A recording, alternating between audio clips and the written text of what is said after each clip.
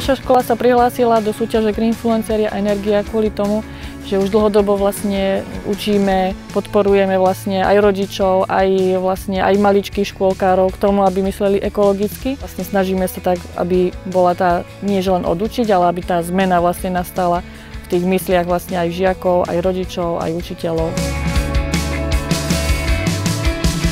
Tie aktivity boli aj zamerané veľmi tak pútavo, takže sa snažili a myslím, že ich to aj bavilo. Navštevovali aj zelené obchody, bezobalové obchody, pozerali vlastne, že z čoho sú zložené potraviny a snažili sa naozaj k tej téme pristúpiť tak, aby to aj pochopili a aby vlastne nastala tá zmena.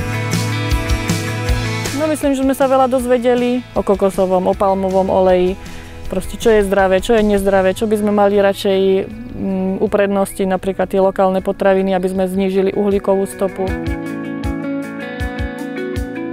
Náš projekt prebiehal tak, že sme boli v bezobalovom obchode, robili rôzne recepty so zvyškov, z jedál a ďalšie rôzne veci.